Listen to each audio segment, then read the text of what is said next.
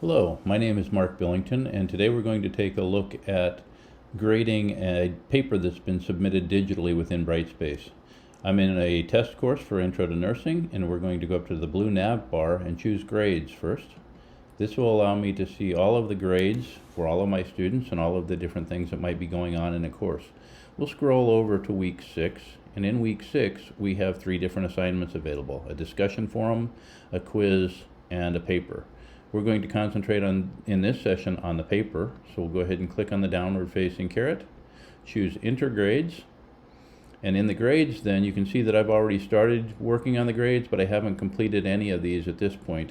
You can tell by the red kind of coloring of our grading system here, and some of the different icons that you'll see over here within assessment. Let's go ahead and work on student 2 right now. So I'll go ahead and click on the assessment button.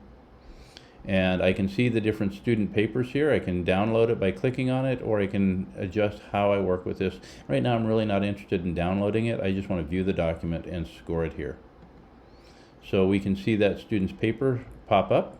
Now I have some access that I can start to work with across the top. I can look at different thumbnails, so I can see the paper in full on the side, or I can just concentrate on a single page of the paper. I can make some adjustments on the page layout, zooming in, zooming out, how I view that page by clicking on the different buttons across the top. I can also mark up the paper, so I can choose a pen or a highlighter. So if I want to make a point about a particular line, I can go ahead and highlight that. I can make comments with a pen by adding initials or whatever I might want to, or diagrams and arrows into different things. I can also add notes, so I can go ahead and just choose to add a note to my paper. Choose a color and click on the area to start to add my note. I can draw some different shapes and diagrams and text boxes using these tools, and then I can zoom in and zoom out on the paper to see a full page or less than a full page to start to work with things. So that's basically marking up the paper.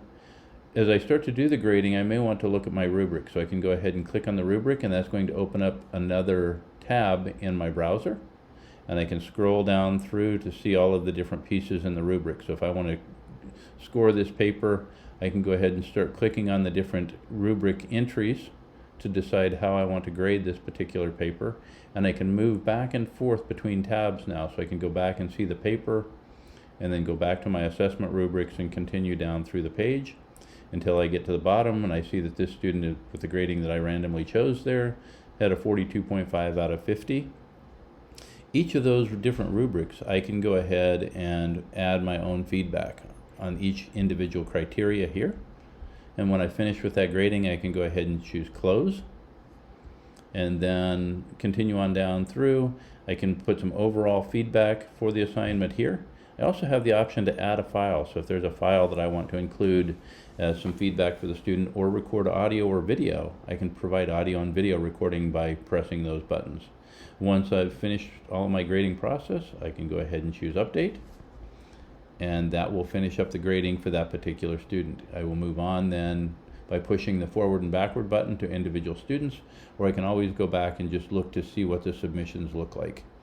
So at this point, as I continue through, I can go back to the week 6 paper and see the assignments and work through all of my different work here through the class homepage and grades as we saw before.